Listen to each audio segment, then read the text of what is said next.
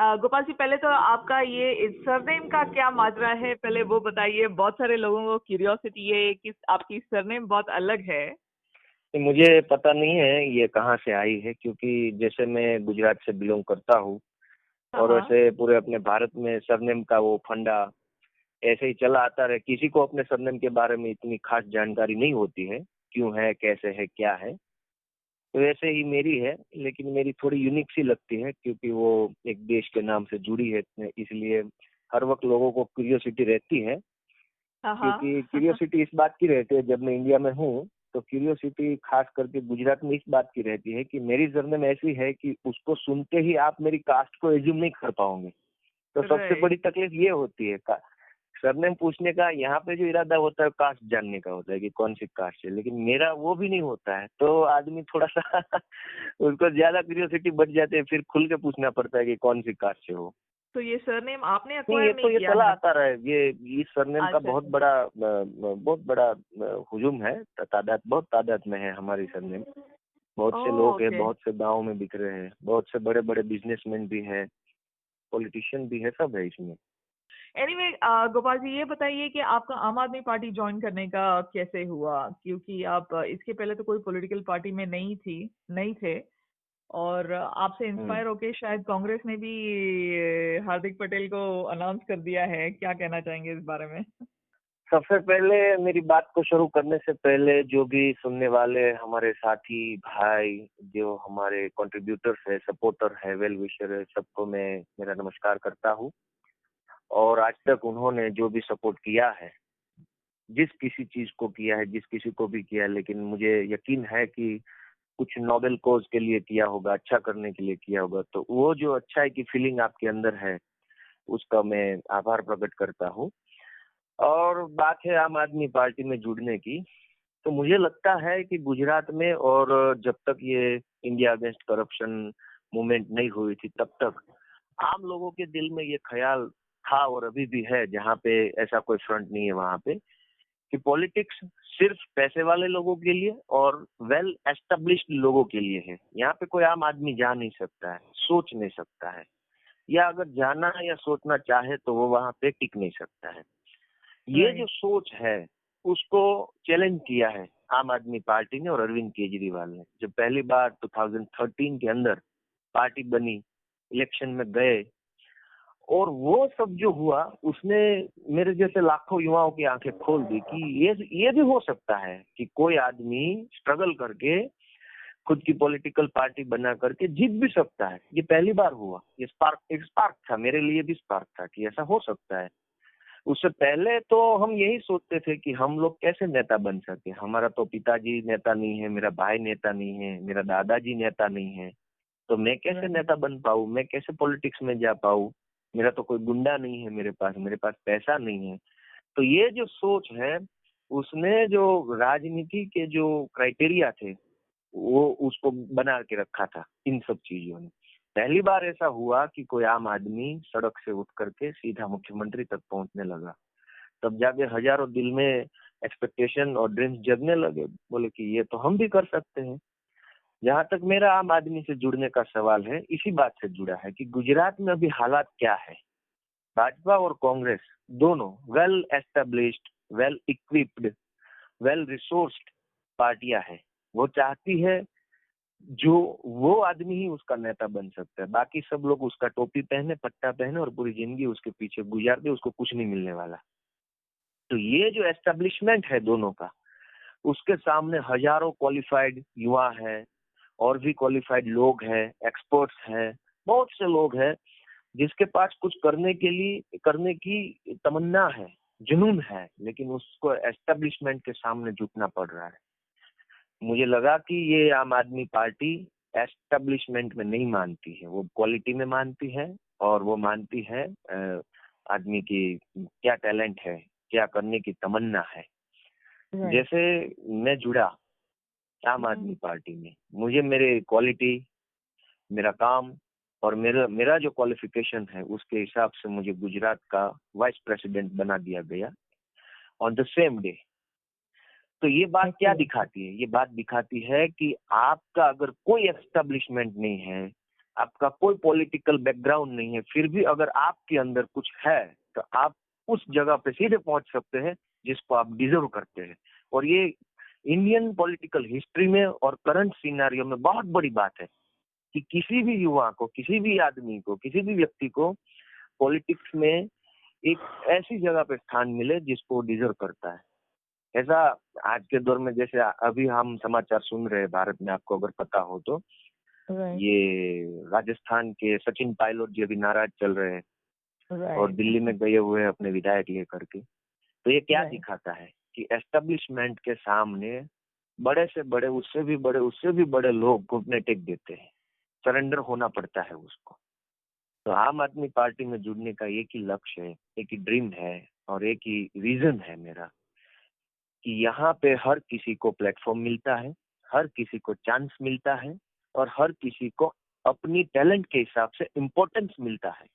तो ये सबसे बड़ी बात देख करके मैं इसमें जुड़ा हूँ और मुझे आज गर्व भी है और सेटिस्फेक्शन भी है कि जिस बात को सोचकर मैं आया था वो बात यहाँ पर रियल में है और इस बात को मैं आगे भी बढ़ा पाऊंगा। मैं लाखों युवाओं को इस बात का एहसास कराऊंगा कि आइए आम आदमी पार्टी में जुड़िए, यहाँ पे आपके पास चांस भी होगा, प्लेटफॉर्म भी होगा और जो आपकी टैलेंट है उसको जस्टिस भी मिलेगा।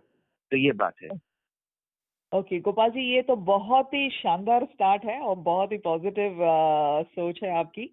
अब ये बताइए कि हार्दिक पटेल को भी मुझे ऐसे लगता है कि कांग्रेस ने आपसे कहीं ना कहीं इंस्पायर होके उनको वर्किंग प्रेसिडेंट बना दिया है for the time being.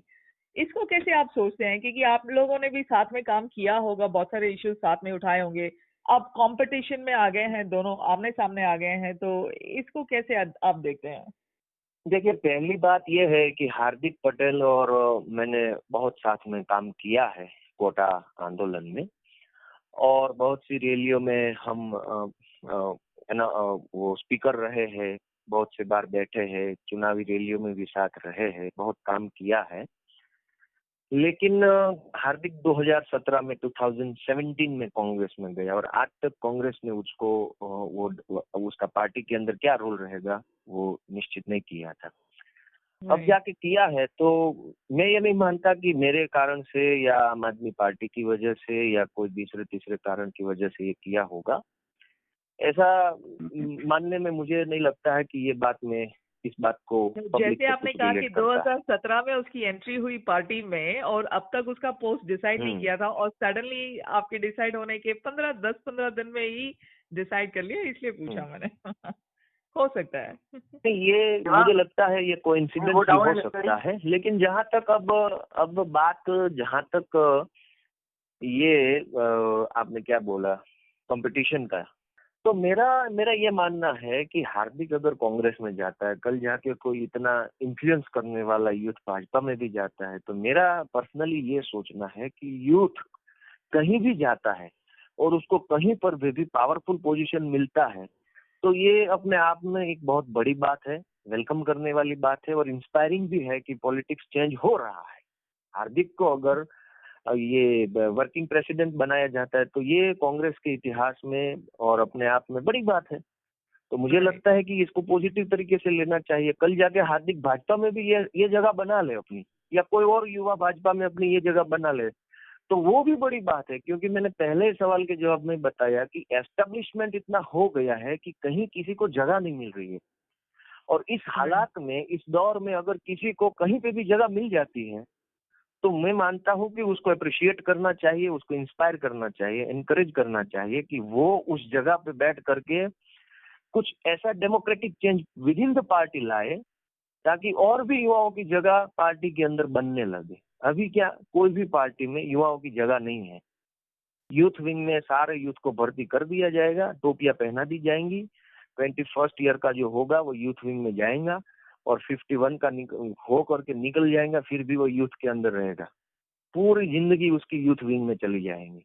Main stream politics में उसका कोई रोल नहीं होगा सिवा के अपने जो नेता जो उसको पार्टी का दिया गया है उसका प्रमोट करना, उसको डिफेंड करना, उसकी बातों को, और वो गालियां वालियां देना फेसबुक पर के।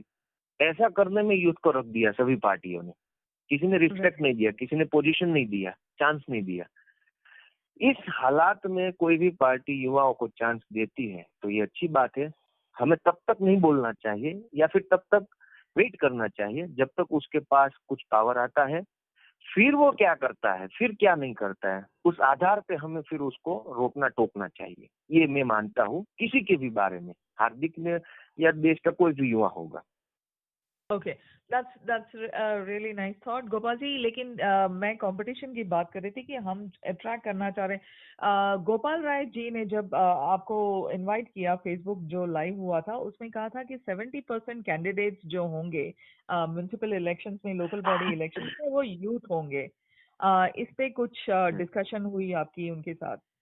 मैं गोपाल राय जी के ने बताया था 70% यूथ हो गए, उसके बाद कोई डिस्कशन नहीं हुई है। लेकिन जहां तक मेरा मानना है कि लोकल बॉडीज में आता है तहसील पंचायत, नगर पंचायत और जिला पंचायत, तो उसमें युवा जो है वो क्वालिफाइड युवा हर जगह पे मिल जाना, क्योंकि कुछ सीटें रिजर्व होती है महिलाओं के लिए, कुछ सीटें बैकवर्ड क्लासेस के लिए होती है, कुछ शेड्यूल ट्राइब के लिए होती है। तो हर कैटेगरी का उस हिसाब से कैंडिडेट मिल पाना, जिस हिसाब से पार्टी सोच रखती है, वो मुझे लगता है कि थोड़ा डिफिकल्ट रहेगा। तो युवा होना, एजुकेटेड होना, वो बात वो आइडियल है, उसको इम्प्लीमेंट होना चाहिए, लेकिन इतना आसान नहीं है और इतना जल्दी नहीं हो पाएगा। वेल, हमारे तो लेडीज जिस की हिसाब सीट के से साथ भी यही हो रहा है कि हमारे को लेडीज कैंडिडेट इतने नहीं मिल रहे हैं जल्दी से।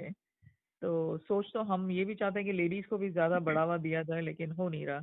एनीवे, या कंटिन्यू, सॉरी। नहीं, ये इस बात में आपको मैं गुड न्यूज दे दूं कि हाँ, जब से मैं पार्टी में जुड़ा हूँ, मुझे पर्सनली काफी सारी जो लेडीज है, वुमेन है, पर्सनली कॉल करके उन्होंने बताया कि उसको जुड़ना भी है और जिम्मेदारी भी लेनी है, कहीं पर भी काम करना है, और काफी विलिंगनेस दिखाई है उन्होंने।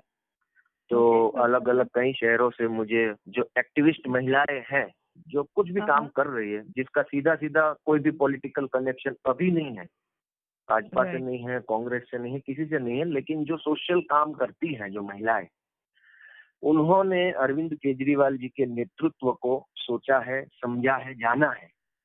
और गुजरात में जब मेरी एंट्री हुई तो मुझे भी वो लोग मेरी सोशल एक्टिविटी से पहचानते हैं, तब जाके उन महिलाओं ने सीधा सीधा मेरा कांटेक्ट किया हुआ है। बहुत सी महिलाएं हैं और वो भी सोचती है कि अब हमें लगता है कि इस सोशल एक्टिविटी को ज्यादा तेजी मिले, ज्यादा बैकअप मिले और एक अच्छी पार्टी मिले, अच्छा एक प्लेटफॉर्म मिले, तो हमें जुड़ना चाहिए। तो ये पॉजिटिव बात है कि जिसका कोई पॉलिटिकल बैकग्राउंड नहीं है, वो महिलाएं भी अब आना चाहती है। आमतौर पे जो ये भाजपा कांग्रेस की एस्टेब्लिश वुमेन लीडर्स है वही होती है। तो बात चल रही थी यूथ कैंडिडेट के ऊपर। तो यूथ भी बहुत एक्साइटेड है चुनाव लड़ने के लिए। मैंने पिछले 1.5-2 साल में यूथ को काफी इंस्पायर किया था पॉलिटिकल इन्वॉल्व होने के लिए। भाजपा और कांग्रेस ने ऐसा सिनारियो बना के रखा है कि कोई पढ़ा लिखा आदमी, कोई यूथ, कोई सोचने समझने वाला आदमी पॉलिटिक्स से अपना ताल्लुक तोड़ देता है। वो ये सोचने लगता है कि ये मेरे काम की चीज नहीं है, मुझे इसमें नहीं पढ़ना चाहिए। और मैंने काफी हद तक ये काम किया है कि यूथ को बढ़ावा दिया कि आप इससे ताल्लुक रखिए, इसमें इन्वॉल्व होइए।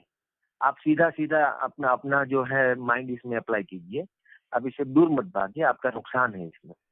तो काफी हद तक यूथ जो है वो एक्साइटेड है पार्टी से जुड़ने के लिए, लीडरशिप लेने के लिए, लीडर बनने के लिए, चुनाव लड़ने के लिए।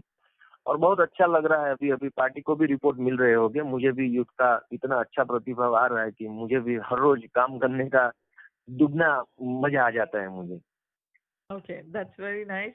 गोपाल जी, कुछ सवाल हम दूसरे वॉलंटियर से भी, सपोर्टर से भी ले लेते हैं यहाँ पर। या does anybody This is Dr. Greva. Okay, so first of all, thank you for your very good comments about the youth and inspirated that. But I little bit differ on that because if he's जैसे आपने कहा कि हार्दिक पटेल जो हैं वो आम Aadmi party में थे और वो अब कांग्रेस में हैं।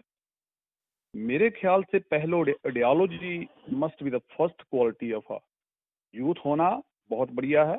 यूथ अगर आप आइडियोलॉजी अगर आप यही चाहते हैं कि हमको लीडर बनने के लिए आम आदमी पार्टी हर एक आम आदमी को आगे बढ़ने की जगह देती है, लेकिन उसमें ideology should be the first. नहीं, ऐसा ऐसा हम नहीं मान सकते कि सिर्फ पावर के लिए कोई कहीं पे जुड़ रहा है, क्योंकि हम मानते हैं कि पावर के लिए जुड़ा है, लेकिन दरअसल में कोई कहीं भी जाता है तो वो ये तो सोचता होगा नहीं कि मुझे उस पार्टी की या उस पॉलिटिशियन की ये बातें अच्छी लगती है। अगर आम आदमी में जुड़ता है तो वो भी सिर्फ आइडियोलॉजी से जुड़ता है, ऐसा भी हम मान नहीं सकते हैं। और ओके। सिर्फ सत्ता के लिए जुड़ रहा है वैसा भी हम मान नहीं सकते हैं, क्योंकि जो भी आदमी जहाँ कहीं भी जुड़ता है तो वो कई अच्छी अच्छी चीजों को सोच करके समझ करके जुड़ता है कहीं पर भी। क्योंकि सीधा सीधा कहीं पे भी कोई भी आदमी जाएगा, किसी को भी पोजीशन नहीं मिलेगा, किसी को भी पावर नहीं मिलेगा। और जो पार्टी ही पावर में नहीं होगी, वहां पे पावर क्या मिलेगा किसी को। तो मुझे लगता है कि यूथ अगर कहीं पे भी जा रहा है तो सबसे पहली बात ये है कि वो स्ट्रगल करने की सोच रहा है। अब जो अब तक नहीं सोच रहा था, ये एक पॉलिटिकल स्ट्रगल है। सीधा सीधा पावर या पोजीशन किसी को भी नहीं मिलने वाला है। अगर मुझे आज वाइस प्रेसिडेंट बना दिया गया है तो पार्टी की पोजीशन है, लेकिन मुझे पावर तक पहुंचना है, तो उस लिए भी स्ट्रगल तो करना पड़ेगा। काफी युवाओं को मेरे साथ जोड़ना पड़ेगा, काफी को समझाना पड़ेगा, तो वो भी एक स्ट्रगल है। जो मेरे साथ मेरे नीचे जुड़ेगा उसको भी किसी को जोड़ना पड़ेगा, तो वो भी एक स्ट्रगल है। तो मेरा मानना यह है कि अल्टीमेटली यूथ अगर कहीं पे भी जुड़ता है तो सबसे पहले एक्सेप्ट करता है कि वो अब स्ट्रगल करना चाहता है। ट्विटर से, फेसबुक से बाहर आकर के किसी भी चीज को ट्रेंड कर करके सिर्फ वर्चुअली उसको बोलने से बाहर निकलकर वो अब स्ट्रगल के फील्ड में आ रहा है। मैं इस बात को इस तरीके से देख रहा हूँ। अगर और जो स्ट्रगल के लिए आ रहा है तो उसको तो मैं हमेशा अप्रिशिएट ही करूंगा, उसको वेलकम करूंगा।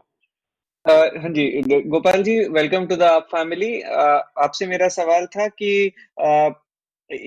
अभी ये जो पाटीदार आरक्षण आंदोलन था, ये आज की डेट में किस हद तक इलेक्टोरल इश्यू है? और जब आप आम आदमी पार्टी को as an electoral alternative present करेंगे, तो क्या पाटीदार आंदोलन would that be a part of this? मतलब ये क्या उसका हिस्सा होगा आपके की इलेक्टोरल प्रोमिसेस का? देखिए, जो पाटीदार आंदोलन है उसको मैं इस नजर से देखता हूँ कि उससे गुजरात में सोशल और पॉलिटिकल रिफॉर्म्स हुए हैं। जैसे कि हार्दिक पटेल अभी 25 का है, मैं 31 का हूँ। ऐसे काफी जो यूथ है, मैं नाम ले सकता हूँ 10, 12, 15, 20 का, जो पूरे गुजरात में इन्फ्लुएंस कर सकते हैं थोड़ा बहुत। तो ये सब होने की वजह है पाटीदार आंदोलन। आंदोलन हुआ, अपने आप एक प्लेटफॉर्म खड़ा हो गया अपने आप में जनता के बीच से, और वो प्लेटफॉर्म का पूरा कंट्रोल युवाओं के पास रहा। आज से पहले किसी ने सोचा नहीं था कि इतने साल का कोई लड़का युवा आके किसी को इतने बड़े मास को लीड कर सकता है। तो ये जो पाटीदार आंदोलन हुआ है, इसका सबसे बड़ा फायदा ये हुआ है कि यूथ लीडरशिप अपने आप डेवलप हो गई है। अपने आप एक एस्टेब्लिशमेंट खड़ा किया है यूथ लीडरशिप ने, हर जगह पे। भाजपा में भी हो गया, कांग्रेस में हो गया, समाज में भी हो गया। जो सोशल इंजीनियरिंग है अपना, वहां पे भी यूथ लीडरशिप अपने आप में डेवलप हुई है। काफी यूथ जो है एक्टिव हुए हैं। तो मुझे लगता है कि ये एक सोशल पॉलिटिकल रिफॉर्म्स अपने आप में हो गया है। जहां तक बात इलेक्टोरल अल्टरनेटिव की है, तो मेरा ये मानना है कि वहां पर भी अगर आपको आज एक यूथ मिल पाया है, अच्छा यूथ, बड़ा यूथ, सोचने वाला, समझने वाला यूथ, तो कहाँ से आया है? आंदोलन से आया है। जबकि आम आदमी पार्टी भी आंदोलन से आई हुई पार्टी है। तो अगर कोई आदमी स्ट्रगल करता है, स्ट्रगल करके आया हुआ है, तो वो जानता है कि प्रॉब्लम्स क्या है, पब्लिक की प्रॉब्लम क्या है, स्ट्रगल करने में क्या प्रॉब्लम है, और पॉलिटिक्स के अंदर ये जो रॉन्ग प्रैक्टिसेस क्या है, वो सब वो जानता है। और आंदोलन से आएगा, कहीं पर भी जाएगा, तो मुझे लगता है कि वो सबसे पहले इन चीजों को ठीक करने की कोशिश करेगा ही करेगा, जिस चीजों को उसने फेस किया हुआ है। जैसे कि अरविंद जी ने और पूरी आम आदमी पार्टी की जो लीडरशिप है, उन्होंने जो फेस किया था, बिजली, पानी, एजुकेशन और हेल्थ के प्रॉब्लम जो समाज के अंदर रह करके, एगिटेशन और ये स्ट्रगल करके, तो जब वो पावर में आए तो सबसे पहला काम उन्होंने यही किया कि इन चीजों को कैसे ठीक किया जा सके, सॉल्व कैसे किया जा सके। तो हम जब आंदोलन से आए हैं, तो आंदोलन के दौरान हमने जिस जिस चीज को फेस किया है, वो सोशल एस्टेब्लिशमेंट को फेस किया है, पॉलिटिकल एस्टेब्लिशमेंट को किया है, ब्यूरोक्रेसी को फेस किया हुआ है, और भी कई सारे प्रॉब्लम फेस किया है। तो मेरा ये मानना है कि हम में से कोई भी आदमी कहीं पे भी जाएगा, पहले इन चीज पे नजर रखेगा कि जब मेरे पास पावर आता है मैं सबसे पहले इसको करेक्ट करूंगा, और वो होता ही है। ओके डॉक्टर ग्रेवाल, मैं ये चाहना चाहता हूँ कि आपने, अगर आप में हैं तो, लेकिन लीडरशिप ने अगर पंजाब से कुछ सीखा हो, पंजाब में जो थे यूथ आए, लाइक जैसे खेरा जी आए पंजाब में, तो Khera ji was just for the position, he was youth leader and he came for position, once position is gone, okay, he start destroying the party. Yeah, but Dr. Grewal, we cannot talk about Hardik Patel here right now. Okay, no, I'm not. Okay, Gopal ji, इनका सवाल ये है, बहुत सारे लोगों का ये भी सवाल है कि जो भी बाहर से आता है पार्टी में, वो किसी ना किसी अपने पर्सनल मतलब के लिए आता है, पावर के लिए आता है, या कोई भी वजह से आए, लेकिन वो फिर नाराज हो जाता है पार्टी से और पार्टी में फूट आ जाती है। ये पंजाब में हमने देखा है। इस वजह से उनका सवाल था डॉक्टर ग्रेवाल का। तो आपका इसमें क्या होगा कि पार्टी कोई भी वजह से नाराजगी हो जाती है?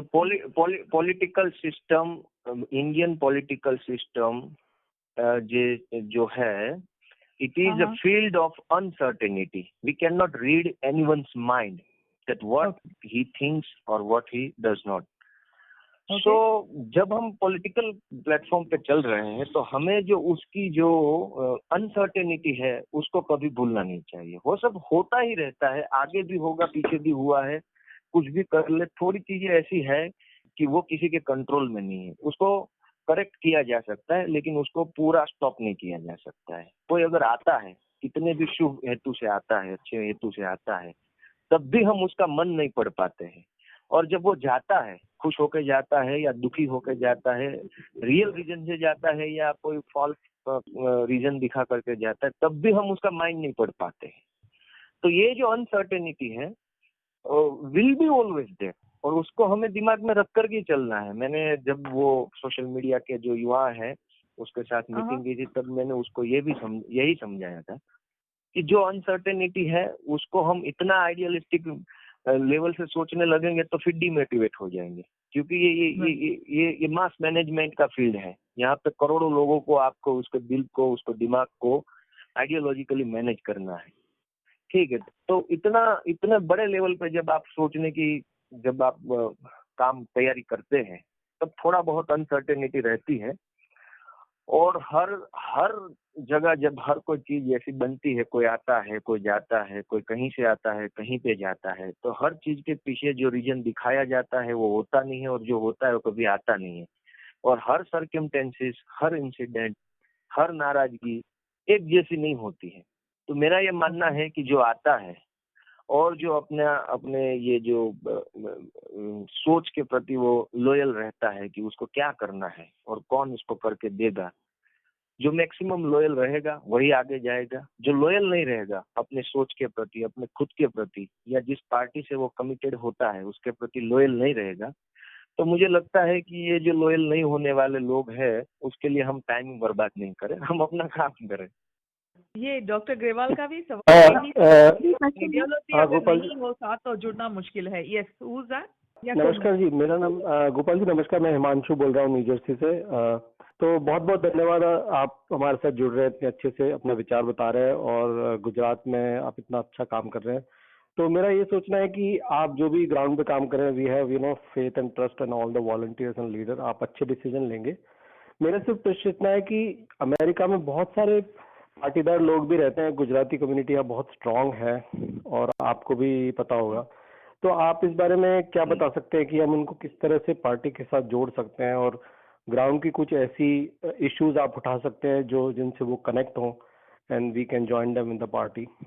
सी बीजेपी का पॉलिटिक्स का जो रूट है, वो रूट तीन जो उसका मेजर सब्जेक्ट है, caste, religion and faith nationalism.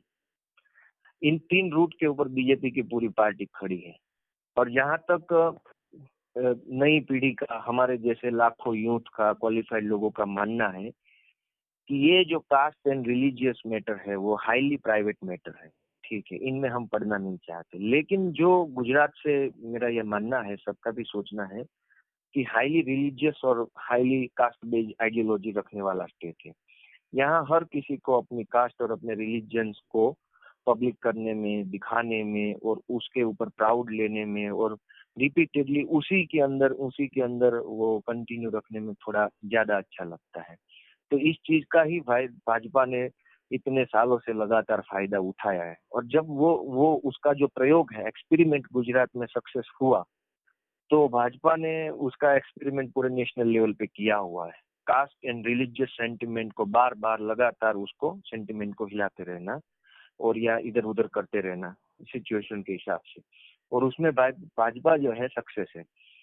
तो आपने जो अब्रॉड रहने वाले जो भी है उसको मेरा पूरा मानना है, और आप भी देख पाएंगे, ज्यादा खुल के मैं इस बारे में बोलना नहीं चाहता हूँ, लेकिन आज भी भाजपा गुजरात से जो लोग वहां पे अब्रॉड कहीं पर भी रहते हैं उसको ज्यादा से ज्यादा रिलीजियस लेवल पे इन्फ्लुएंस किया हुआ है। आज भी जहां पर भी रहते हैं, अगर हम रिलीजियस जो भी हमारी बाबत है, जो भी है, उसको हम प्राइवेट कर दे, हमारे तक सीमित रहने दे कि हम जो भी मानते हैं, जिसको भी मानते हैं, हम हमारे लिए मानते हैं, और हम कमरे से बाहर निकल करके उसको दूसरे से रिलेट ना करें तो अच्छा रहेगा।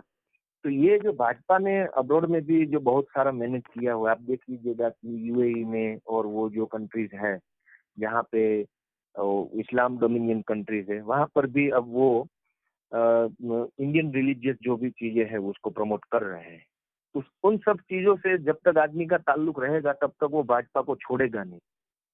और ऊपर से रहेगा फेक नेशनलिज्म।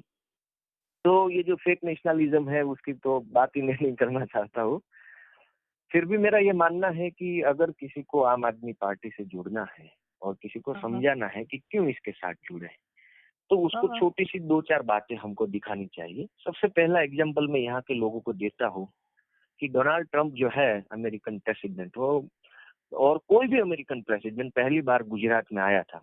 हालांकि भारत में बहुत से आ रहे होंगे, लेकिन गुजरात में पहली बार कोई अमेरिकन प्रेसिडेंट आए थे, वो थे डोनाल्ड ट्रंप। उसको इनवाइट किया था ये अपने बड़ा प्रधान श्री नरेंद्र भाई मोदी जी ने, वो भी गुजरात के हैं, बहुत साल इन्होंने सरकार चलाई है।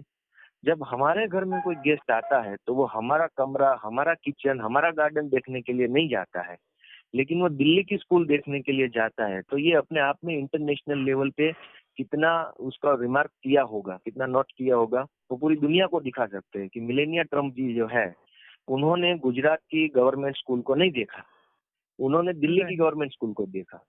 आए थे गेस्ट बन के गुजरात के, गुजरात को मॉडल दिखा करके हमारे नरेंद्र भाई ने पूरे देश के अंदर, दुनिया के अंदर अपना नाम बना लिया। फिर भी मिलेनिया जी को लगा कि मुझे दिल्ली की स्कूल देखनी चाहिए। तो अगर हमें किसी को भी बताना है तो ये एग्जाम्पल दिखाना चाहिए कि आप क्यों जीते हैं। दुनिया में कहीं पर भी कोई भी आदमी जिंदा है, कुछ काम कर रहा है, डे टू डे लाइफ जी रहा है, क्यों जी रहा है? क्योंकि वो चाहता है कि उसका एक फैमिली हो, उसका बच्चा हो, वो पढ़ लिख करके आगे बढ़े। हर किसी का यही एम्बिशन है, यही ड्रीम है। तो इंडिया में रहने वाले लोगों का भी यही ड्रीम है कि मेरा बच्चा पढ़ लिख के आगे बढ़े। पढ़ लिखने के लिए जाएगा कहाँ जब स्कूल नहीं होगी? जो भी स्कूल होगी इंफ्रास्ट्रक्चर नहीं होगा। थोड़ा बहुत इंफ्रास्ट्रक्चर होगा तो एकेडमिक स्टाफ नहीं होगा, जहाँ पे स्टाफ होगा वहाँ दूसरी चीजें नहीं होगी, गवर्नमेंट की पॉलिसियां सही नहीं होगी। तो आपका बच्चा क्या करेगा इस देश में? पढ़ेगा नहीं, लिखेगा नहीं, फिर क्या करेगा? तो हर किसी को ये समझाना चाहिए कि अगर हम वेस्टर्न कंट्रीज में रहते हैं तो इंडिया के बच्चों की एजुकेशन के बारे में हमें सोचना चाहिए। आज एजुकेशन पॉलिसी कौन बनाता है? नेशनल और स्टेट लेवल पे बड़े बड़े बिजनेसमैन बनाते हैं, जो किताबें बनाते हैं, एजुकेशनल इंस्ट्रूमेंट्स बनाते हैं। वो सब तय करते हैं कि क्लासरूम में क्या पढ़ाए जाएंगे। एजुकेशन पॉलिसी सारी इंडस्ट्रियल लॉबी बनाती है। तो मेरा ये मानना है कि आम आदमी पार्टी से जुड़ने का सबसे बड़ा कारण ये होना चाहिए कि हम एजुकेशन को प्रमोट करना चाहते हैं, हाईली प्रमोट करना चाहते हैं। दूसरा है हेल्थ केयर। दुनिया के सभी देश हेल्थ केयर को प्रायोरिटी देते हैं, और हम है कि हम किसको प्रायोरिटी देते हैं? सुपरस्टिशन को। बुखार आ गया, फीवर हो गया, कोल्ड हो गया, तो हम सुपरस्टिशन के रास्ते जाएंगे। तो एजुकेशन आएगा तो हेल्थ केयर भी अपने आप में साथ में आएगा। तो किसी को भी बोलना है, यही 2 बात बोलनी है। तीसरी तो मैं सबसे बड़ी बात पहले ही बोल दिया कि यहाँ पे चांस है, प्लेटफॉर्म है, और डिजर्व जो करता है उसको पूरा जस्टिस भी मिलता है। यूथ लीडरशिप डेवलप करता है, और कोई पार्टी यूथ लीडरशिप डेवलप नहीं करती है। तो ये जो 3 चीजें हैं जो पूरे देश को बदल के रख देंगी, ये जो पूरा देश का अभी जो पॉलिटिकल सिनारियो है उसको भी बदलेगा, सोशल सिनारियो भी बदलेगा, बहुत सी हालत बदलने वाली है। इन 3 चीजों है, एजुकेशन, हेल्थ केयर और यूथ पॉलिटिक्स। तो इन चीजों को समझा करके आगे बढ़ा करके हम आगे बढ़ सकते हैं। ओके, मेरा क्वेश्चन यही है कि रिजर्वेशन के लिए कैसे, like there are many youths who does not believe in reservation, और ये जो पाटीदार मूवमेंट हुआ है गुजरात में और जो पटेल मूवमेंट है, इट इज अबाउट रिजर्वेशन। तो ये दोनों आपस में इट्स अ कॉन्फ्लिक्टिंग थिंग। और ओके, गोपाल जी, उनका कहना है कि बहुत सारे यूथ रिजर्वेशन में नहीं मानते हैं और पाटीदार मूवमेंट भी रिजर्वेशन के बारे में ही था, तो इस बारे में आपका क्या कहना है? तो अभी का जो सिनारियो है, रिसेंट जो अमेंडमेंट कॉन्स्टिट्यूशन में हुआ है, उस हिसाब से अब देखे तो अब पूरा देश रिजर्वेशन में है, अब कोई बाकी नहीं रहता है। लेकिन जहाँ तक सवाल है कि जो नहीं मानने वाले लोग हैं, तो जिसको नहीं चाहिए ये चीज, तो उसकी अपनी जो राय है वो सही है, उसको कॉन्स्टिट्यूशन फ्रीडम देता है कि वो नहीं माने उस चीजों को। लेकिन जहाँ तक उसका जो भौगोलिक सिनारियो है, सांस्कृतिक सिनारियो है, सोशल सिनारियो है, और वेस्टर्न सभी कंट्रीज में, पूरी दुनिया में अफर्मेटिव एक्शन है और पॉजिटिव डिस्क्रिमिनेशन का कॉन्सेप्ट है। हर जगह पे, दुनिया के हर देश में ये चीज कहीं न कहीं नाम पे एग्जिस्ट करती है। तो मैं ये बोल रहा था कि दुनिया के सभी देशों में अफर्मेटिव एक्शन है, रिवर्स डिस्क्रिमिनेशन है, पॉजिटिव डिस्क्रिमिनेशन है, हर जगह पे ये कॉन्सेप्ट तो है ही है, जिसे हम रिजर्वेशन बोलते हैं इंडिया में।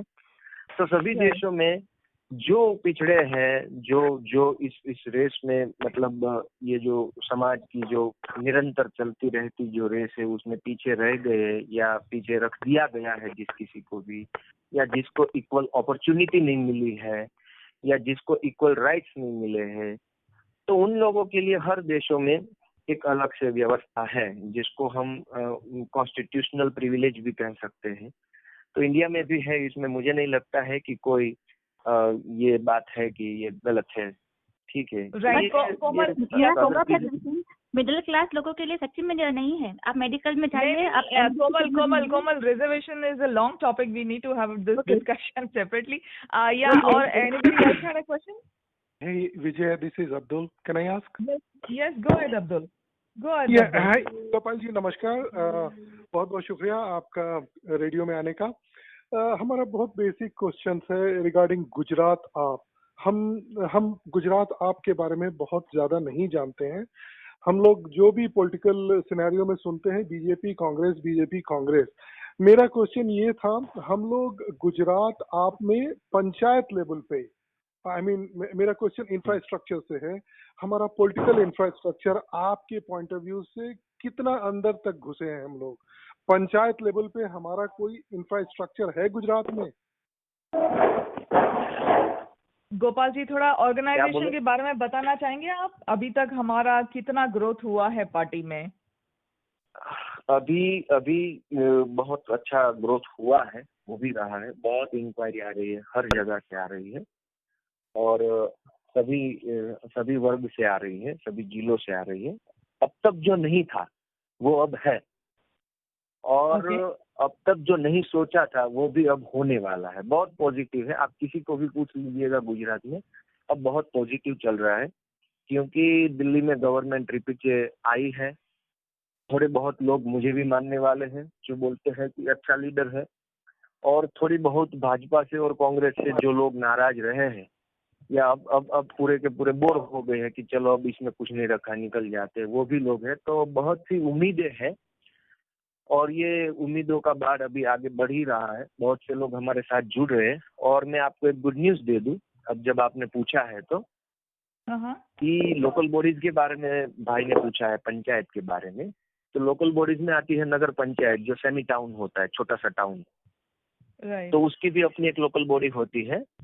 और पिछले दिनों मुझे एक लोकल बॉडी है सौराष्ट्र में, काठियावाड़ का रीजन है, वहां से मुझे लोकल बॉडी का जो हेड होता है, इलेक्टेड हेड, उसका फोन आया, इंट्रोडक्शन दिया और बोला कि मुझे आप आए आपके अंदर आम आदमी में, वो अच्छा लगा है।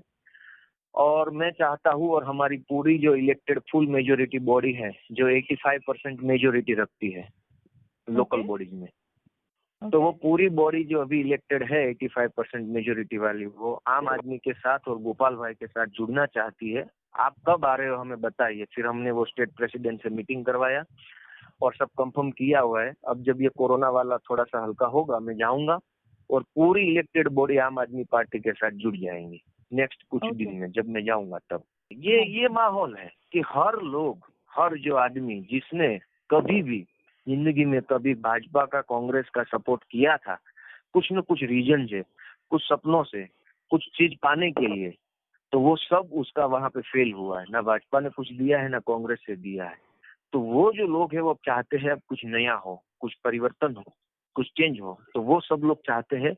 और अभी तक वो लोग क्यों नहीं जुड़े थे, उसका भी सब लोग रीजन बता रहे थे कि अभी तक उसके पास कोई ऐसा लीडर नहीं था कि जिसके बारे में हम सोचा हो, सुना हो या उसके ऊपर ट्रस्ट कर सके। तो अभी जो उछाल है, हाइक आया है जुड़ने का या जुड़ने के लिए विलिंगनेस दिखाने का, वो भी एक नई बात है, पार्टी ने भी उसका नोट किया है। Okay, that's excellent. Gopal ji, थोड़ा आपके बारे में भी बताइए कि आपका पॉलिटिकल एक्टिविज्म कहाँ से शुरू हुआ है। मेरे हिसाब से आपने जब वो होम मिनिस्टर पे जूता फेंक दिया था, तब से आप पब्लिक की नजर में आ गए, और उसके बाद का आपका सफर कैसा रहा, थोड़ा उसके बारे में भी बताइए। मेरा बर्थ प्लेस है भावनगर डिस्ट्रिक्ट का छोटा सा गांव है, वहाँ पे मेरा बर्थ हुआ है। और गवर्नमेंट स्कूल में मैं 12th तक पढ़ा था, इंटरमीडिएट तक। और उसके बाद में मैं खेती के काम के साथ जुड़ गया था। खेती के बाद में डायमंड में जुड़ा। फिर मैं जुड़ते 2006 में मैं 12th हो गया था, 12th पास। और 2011 तक मैंने ये छोटा मोटा काम किया सब। तब तक मैं बहुत ऑर्डिनरी था, कुछ इतना मेरा दिमाग नहीं काम करता था, क्योंकि गांव से आया था। ज्यादा कुछ सोचा नहीं था, ज्यादा पढ़ा नहीं था, टीवी नहीं थे, मोबाइल नहीं थे। और मैंने कहा ऐसे एस्टेब्लिशमेंट हर जगह रहता है, तो गांव में जो 2-3 लोग होते हैं वही सब गांव का पूरा तय कर लेते हैं कि गांव को क्या करना होगा और नहीं करना होगा। और ऐसे आगे से चला आता है कि कोई कुछ बोलता ही नहीं है गांव में। आज भी ऐसा दौर है कि कोई कुछ नहीं बोलेगा। गांव में 2 या 3 लोग ऐसे होते हैं जो बोलेंगे वही काम में होगा। पॉलिटिकल भी होगा, सोशल भी वही होगा, हर चीज में वही होगा। तो 2011 के बाद में मैं जो कर रहा था उस वक्त में, जो भी काम में डायमंड में था, खेती में था, उससे मैं बोर हो गया। मुझे लगा कि ये इस काम के लिए मैं नहीं हूँ, ये पूरी जिंदगी मेरे से नहीं होगा। मैंने सब छोड़ दिया। उस दौरान में वो पुलिस की भर्ती निकली कांस्टेबल की। मैंने फॉर्म भर दिया, फिर एग्जाम आई, सब हो गया, तो मैं क्लियर हो गया। 2012 में मैं पुलिस में कांस्टेबल हो गया और अहमदाबाद में मेरा पोस्टिंग हो गया। और वहां से मेरा ट्रांसफॉर्म होना चालू हो गया कि जिंदगी में पहली बार मैंने इतना बड़ा मेट्रो सिटी देखा, बहुत से लोग देखे, बहुत सी गलियां देखी, बहुत से चीजों को देखा, बहुत नई नई नई चीजें हर रोज मेरे जानने में आने लगी। तो वहां से ट्रांसफॉर्म होना चालू हो गया। फिर मेरा थोड़ा थोड़ा अंदर का एक्टिविज्म बाहर आने लगा, क्योंकि अब मैं पब्लिक फील्ड से रिलेट करता था। पुलिस में हूँ, हर रोज पब्लिक से मिलता हूँ, बातें करता हूँ, हर रोज किससे सुनता हूँ, उसके अंदर इन्वॉल्व होता हूँ। तो वहां से चालू हो गया मेरे अंदर कुछ एक्टिविज्म होने का, क्योंकि अब मैं एक्टिविटी करने लगा था। फिर बहुत 3-4 साल तक उसमें रहने के बाद मुझे लगा कि मैं ये भी नहीं कर पाऊंगा, मैं इसलिए नहीं हूँ, मुझे कुछ और ज्यादा करना चाहिए। तो फिर मैंने उसके अंदर से रिजाइन कर दिया। फिर गवर्नमेंट एग्जाम दिया और फिर से मैं गवर्नमेंट में क्लर्क बन गया अहमदाबाद कलेक्ट्रेट में। ओके। तो वहां पर भी मैं काम करने लगा पब्लिक रिलेशन में, बहुत से लोगों को मिला। और वहाँ वो रेवेन्यू फील्ड था, तो रेवेन्यू में सबसे ज्यादा आते हैं किसान, जो गांव से होते हैं, अनपढ़ होते हैं, सिस्टम को जानते नहीं होते हैं और सिस्टम से बहुत डरते हैं। तो हर रोज मुझे बहुत सारे किसानों से मिलना होता था। कहीं ना कहीं गवर्नमेंट काम से वो ऑफिस में आते थे, मेरे को देख करके डरते थे। मेरा साइज बहुत बढ़िया है, 6 फीट की हाइट है मेरी। और उस वक्त में मैं 100 kg वेट रखता था और जिम विम करता था, तो थोड़ा मस्कुलर था मैं। तो डरते थे कि इससे कैसे बात करें। बुजुर्ग भी आते थे बहुत अपेक्षाएं लेके, और वो ऐसा सोचते थे कि ये मेरा काम नहीं करेगा, ये मेरे को बार बार बुलाएगा। तो वहां से मुझे और दुख दर्द होने लगा कि ये क्या सब है चीजें, ये नहीं होना चाहिए। इतने बुजुर्गों को बार बार गवर्नमेंट ऑफिस पे आना पड़े, उसका काम ना हो। तो वहां से मेरे अंदर एक एंगर भरने लगा, गुस्सा आने लगा। हर रोज थोड़ा करके 2-2.5 साल नौकरी किया तो गुस्सा बढ़ गया। फिर तो आगे की कहानियां वो न्यूज़पेपर में छपी है उसके बारे में मैं नहीं बोलना चाहता हूँ। और फिर वो सब कहानियां बन गई और मैं सुर्खियों में आ गया। फिर मुझे लगा कि मुझे क्या करना चाहिए अब। तो उस वक्त पाटीदार आंदोलन चल रहा था, जो 2015 से स्टार्ट हुआ था, और मैं 2017 में जॉब छोड़ करके उसमें आया, यानी कि 2 साल बाद। तब तक आंदोलन पीक पे था, बहुत से यूथ लीडर जो है वो आंदोलन के अंदर एस्टेब्लिश हो चुके हैं, अपनी पहचान बना चुके थे आंदोलन के अंदर। मैं नया था, मेरा कोई बेस नहीं था, पब्लिक बेस नहीं था, ना कोई मुझे पहचान था, लेकिन ये प्लेटफॉर्म चल रहा था तो मुझे लगा कि इस प्लेटफॉर्म के जरिए मैं अपनी आवाज भी रख पाऊंगा, मैं ये जो इश्यू है उसके अंदर भी बोल पाऊंगा और कुछ न कुछ मैं अच्छा कर पाऊंगा सभी के लिए। तो मैंने उसके अंदर गया और जो एस्टेब्लिश यूथ लीडर थे उन्हीं के लेवल में अपनी जगह भी बना ली मैंने, अपने स्पीचेस से, अपने काम से, और ये चलता रहा। फिर ये भी खत्म हो गया और फिर मुझे लगा कि अब क्या किया जाए, तो मैंने इनिशिएटिव लिया, उसका नाम रखा कायदा कथा। तो गुजराती नेम है और थोड़ा रिलीजियस प्रोनाउंसिएशन है। तो उसमें मुझे सबसे बढ़िया सक्सेस मिली और यूथ को बहुत काफी लेवल पे यूथ को उसने इन्फ्लुएंस किया इस कार्यक्रम ने। इसमें मैंने क्या किया कि आदमी को, इंसान को डे टू डे लाइफ में जिस जिस गवर्नमेंट ऑफिस का काम पड़ता है और जिस जिस चीज के लिए गवर्नमेंट ऑफिस का काम पड़ता है, छोटी सी चीज होती है, जैसे कि तो मुझे जो सबसे बड़ी सक्सेस मिली, फेम मिली और लोगों के दिल में, युवाओं के दिल में मुझे जिस चीज ने सबसे बड़ी जगह दिलवाई वो चीज है कायदा कथा।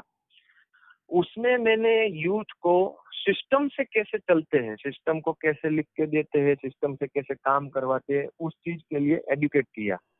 जैसे हम सोचते हैं कि यहाँ पे कोई यूथ जो है इंजीनियरिंग कर लेगा, बीसीए कर लेगा, कंप्यूटर में कुछ आगे बढ़ जाएगा, साइंस में बढ़ जाएगा, लेकिन उसको अगर ये बोला जाए कि तुम्हारे घर के सामने ये जो मैनहोल खुला है गटर का, उसको ठीक करवाना है, या बिजली का जो पोल है वो थोड़ा टेढ़ा हो गया, गिर गया है, उसको सही करवाना है, या कचरे का ढेर लग गया, म्यूनिसिपालिटी से साफ करवाना है, तो उसका एप्लीकेशन लिखिए, तो उसको नहीं आता है, वो डरता है कि कैसे करे, क्यों करे, मैं करूंगा तो क्या होगा।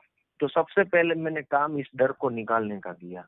हजारों यूथ को मैं पर्सनली मिला, मैंने पब्लिक गैदरिंग किए और उसमें यूथ को इंस्पायर किया कि आप किसी भी गवर्नमेंट ऑफिसर को फेस टू फेस कुछ भी पूछ सकते हैं और कुछ भी लिख करके दे सकते हैं। और इतना ही नहीं, जो आप लिख करके देते हैं उसका रिटर्न में उसको लिख करके आंसर भी देने के लिए वो बाउंड है। तो ये चीज युवाओं को काफी हद तक असर कर गई, बहुत ने इम्प्लीमेंट किया और उसको पॉजिटिव रिजल्ट मिलने लगा, तो उन्होंने बढ़ चढ़ के मुझे सपोर्ट किया। जैसे कोई एक यूथ जो पहले दिन मेरे पास आया, वो डरता था, वो बहुत घबराया हुआ था, उसका वो नर्वस भी था कि मैं कैसे करूंगा, बैंक में मेरे साथ ऑनलाइन फ्रॉड हो गया है, पुलिस मेरी कंप्लेन लिखेगी नहीं लिखेंगी, कितने बजे जाओ, कितने बजे ना जाओ, आज छुट्टी होगी, ऐसे हजारों सवाल थे और उसके अंदर डर था। ऐसे हजारों युवाओं को मैं पर्सनली मिला, पब्लिक गैदरिंग से समझाया कि इस चीज को ऐसे करना है, पुलिस स्टेशन की चीज को ऐसे करना है, कॉर्पोरेशन की चीज को ऐसे करना है, बैंक की चीजों को ऐसे करना है, कंज्यूमर अफेयर की चीजों को ऐसे करना है। हर चीज को मैंने पब्लिक गैदरिंग करके समझाया युवाओं को। और जहाँ पे पब्लिक गैदरिंग था वहां से दूर बैठे लोगों को सुनने के लिए मैंने फेसबुक लाइव और यूट्यूब लाइव का सपोर्ट लिया। तो गांव में, दूर देहात गांव में जहाँ पे जो यूथ थे उन्होंने भी इस चीज को सुना। जिसने जिस बात को सुना उसने अपनी लाइफ में पहली बार ऐसी चीजों को सुना। जैसे कि मैं गांव में रहता था, मैंने बताया कि 2006, 7, 8, 9 में मैं गांव में रहता था। तब मुझे भी नहीं पता था कि गांव की जो पंचायत है उसको क्या करना होता है, सरपंच की रिस्पॉन्सिबिलिटी क्या होती है, गांव पंचायत का जो सेक्रेटरी होता है गवर्नमेंट का एम्प्लॉय, उसकी रिस्पॉन्सिबिलिटी क्या है, मेरे राइट्स क्या है, मुझे कुछ नहीं पता था। गांव में सिर्फ ऐसा ही चलता है कि कुछ भी हो सरपंच से मिलिएगा, उसको रिक्वेस्ट कीजिएगा, अगर रिक्वेस्ट ना माने तो पैसा दीजिएगा और काम हो जाएगा। उस चीज को मैंने बदल दिया। हालांकि कितने परसेंटेज में बदला वो मैं नहीं कह सकता हूँ, लेकिन जब बदला जरूर है कि हर यूथ को गांव में बैठे बैठे पता चल गया जिंदगी में पहली बार कि सरपंच की रिस्पॉन्सिबिलिटी ये होती है और अगर नहीं करता है तो इसकी कंप्लेन वहां पे फाइल होती है, और यहाँ कंप्लेन फाइल होती है, वो उसका फॉलोअप नहीं देता है तो उसकी भी कंप्लेन वहां पे होती है। ये सब चीजें मैंने दिखाई, बताई और लाइव एक्सपेरिमेंट करवाया। तब जाके यूथ को इतना अच्छा लगा कि हर कोई यूथ अपने आप से एक्टिव होने लगा। आज मैं पूरे प्राउड से कह सकता हूँ कि गुजरात का कोई जिला ऐसा नहीं होगा जहाँ पे ऐसा मेरे को यूथ नहीं मिला हो जो इस तरीके से एजुकेट ना हुआ हो। वो गर्व से कहता है कि पहले हमें कुछ नहीं पता था, अब हम पुलिस स्टेशन भी जाना हो तो डरते नहीं है, अब हम पंचायत में जाना हो तो डरते नहीं है, अब हम सरपंच से बात करनी हो तो रूबरू क्या हम फोन पे भी उससे बात कर लेते हैं, पहले रूबरू में भी मिलने की हिम्मत नहीं करते थे। तो ये सब चीजों की हिम्मत देने का काम मैंने 1 साल में किया है। ओके गोपाल जी, बीजेपी बहुत हैरेस करती है यूथ लीडर, कोई भी अगर ऊपर ऐसे आता है, जैसे हार्दिक को बहुत अटैक किया था, तो आप पे भी नजर आ गई होगी अभी तक, तो अभी तो आई गई होगी। नहीं, अभी तक तो आई गई कैसे होगी, अभी तक तो मेरे ऊपर बहुत से केसेस लगा दिए गए हैं, बहुत सी बार जेल में गया हूँ, बहुत सी एफआईआर है मेरे ऊपर, ट्रायल भी चल रहे हैं। ये लोगों का काम ही यही है, किसी नए जो यूथ है जो डेवलप हो रहा है उसको क्रिमिनल बना दीजिएगा। लेकिन हम तो क्या है कि हम थोड़ा शांत स्वभाव से काम करते हैं, अग्रेसिव नहीं हो जाते। आप कितना भी एफआईआर लगा दीजिए, हम क्रिमिनल नहीं बनेंगे, हम आपकी जगह लेने के लिए पॉलिटिशियन ही बनेंगे, शांत रहेंगे, आराम से जवाब देंगे। हम वो मतलब क्या है कि किसी को आदमी ना उसको वो फ्रस्ट्रेट हो जाता है, फिर ऐसे तैसे करने लगता है। ठीक है, किसी को उसको क्या बोलते हैं, मैं समझो कि किसी को आप फ्रस्ट्रेट कर दीजिए तो वो ऐसे ऐसे हरकतें करने लगता है कि फिर आप उसको गलत दिखा सकेगा लोगों के सामने कि देखिए तो कैसा कर रहा है, प्रोवोक कर रहा है आपको, मतलब। तो हम तो क्या है कि हाँ, तो हम तो उन्हीं में से सीख रहे हैं कि हम फ्रस्ट्रेट नहीं होंगे, हम अपना जो कैरेक्टर है, हमारी बोलचाल है, हमारे वर्ड्स है, सेंटेंस है, उसके ऊपर हम पूरा कंट्रोल रखेंगे। ऐसा कभी नहीं लगने देंगे कि आप हमारे ऊपर उंगली उठाए और लोगों को दिखाए कि देखिए आप जिसको लीडर मान रहे हो उसमें लीडर वाली क्वालिटी नहीं है। ऐसा नहीं करेंगे, आप कितना भी परेशान कर लीजिए, लेकिन हम वो नहीं करेंगे, हम उसको टॉलरेट करेंगे, दिमाग में रखेंगे, जब तक बारी नहीं आते तब तक। ओके गोपाल जी, आपकी बातों से ही पता चलता है कि आप काफी बैलेंस्ड हैं और बिल्कुल एग्रेसिव नहीं हैं और एकदम कंफर्टेबली जवाब दे रहे हैं सब, तो इससे ही आपके नेचर का काफी पता चलता है। Anyway, let's take some more question. So since you already mean the police force, Gopalji, what kind of reforms do you think we should have in the police? Because right now it seems like they only protect the rich people and politicians, and poor people they keep harassing. So what kind of reforms would you recommend for the police? मुझे लगता है कि police के अंदर वैसे तो काफी reforms अब तक सुझाव हो चुके हैं। सुप्रीम कोर्ट ने भी डायरेक्शन दिया था पुलिस रिफॉर्म्स के लिए ईयर 2006। फिर 2 बार गवर्नमेंट ऑफ इंडिया ने कमेटी भी बनाई, जांच कमेटी, रिफॉर्म्स को सजेस्ट करने के लिए, उसमें भी काफी रिफॉर्म्स दिए गए हैं। लेकिन इसमें हमें 2-3 बातें ध्यान में रखनी है। रिफॉर्म्स के बारे में जब बात करते हैं, हर स्टेट की पुलिस अलग है। स्टेट पुलिस का जो पावर है वो कॉन्स्टिट्यूशनली स्टेट के पास रहता है, वो सेंट्रलाइज पुलिस नहीं है। तो हर स्टेट का पुलिस जो फोर्स है वो अलग अलग इसलिए है क्योंकि वहाँ की जो सामाजिक परिस्थितियां होती है और जो भौगोलिक परिस्थितियां होती है वो हर स्टेट की अलग अलग होती है, भाषाएं भी अलग होती है। तो मुझे लगता है कि रिफॉर्म्स जो है वो एक ही रिफॉर्म्स पूरे देश में लागू हो पाए ऐसा मैं नहीं मानता हूँ, क्योंकि हालांकि मैं एक्सपर्ट नहीं हूँ इन सब चीजों का, लेकिन फिर भी मैं ये कहता हूँ कि गुजरात अलग है, मिजोरम अलग है, अरुणाचल प्रदेश अलग है, कश्मीर अलग है। तो रिफॉर्म्स उस हिसाब से हो तो अच्छा रहेगा। और अब जहां तक मैं गुजरात में रिफॉर्म्स की बात करूं तो मेरी मोटी मोटी 2-3 बातों के ऊपर मुझे लगता है चर्चा होनी चाहिए हर बार। सबसे पहली बात है कि पुलिस के अंदर जो कास्टिज्म है, बहुत कास्टिज्म है, तो उसको खत्म करने के लिए कोई साइंटिफिक हमारे पास वो अप्रोच होना चाहिए कि उसको कैसे खत्म किया जाए। क्योंकि पुलिस के अंदर कास्ट बेस्ड एस्टेब्लिशमेंट बहुत बढ़ गया है। जिस कास्ट का अफसर आएगा उसके नीचे उस कास्ट की लॉबी चल जाएगी और उस कास्ट से बिलोंग करने वाला कोई भी आदमी होगा, उसकी हर गलत जो बातें होगी उसको प्रोटेक्शन पुलिस से मिलेगा। और जो गलत काम करने वाला पुलिस वाला है उसको भी उसके कास्ट के हिसाब से प्रोटेक्शन मिलता है। जैसे कि मैं पुलिस वाला हूँ, मेरी कोई कास्ट रहेगी, पुलिस में रह करके भी मैंने अगर कुछ गलत सलत काम किया है तो मेरी कास्ट जो है वो मेरे सपोर्ट में धरना करेगी, रैलियां करेंगी कि हमारे ये कांस्टेबल के साथ ये हो रहा है, वो रह रहा है।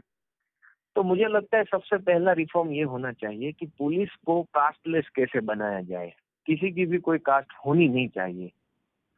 और दूसरी जो बात है वो ये है कि पुलिस को प्रोटेक्टेड टेन्योर मिलना चाहिए। अभी क्या है कि कोई किसी की भी बदली करवा देता है, चेंज करवा देता है, तो अगर प्रोटेक्टेड टेन्योर मिलना हो जाएगा तो क्या होगा कि जो जो ईमानदार लोग हैं वो अपने प्रोटेक्टेड टेन्योर का बेनिफिट ले पाएगा। अभी जैसे कि मैं ईमानदार हूँ, मुझे सूरत में रख दिया गया और 2 ही 3 दिन में मैंने अच्छा काम करना चालू कर दिया, और वो अच्छा काम अगर एस्टेब्लिशमेंट के खिलाफ जाता है तो वो एस्टेब्लिशमेंट पॉलिटिकल लोगों के साथ मिल करके मेरा ड्यूटी को चेंज कर देगा कहीं दूर के जिलों में, दूर जगह पे।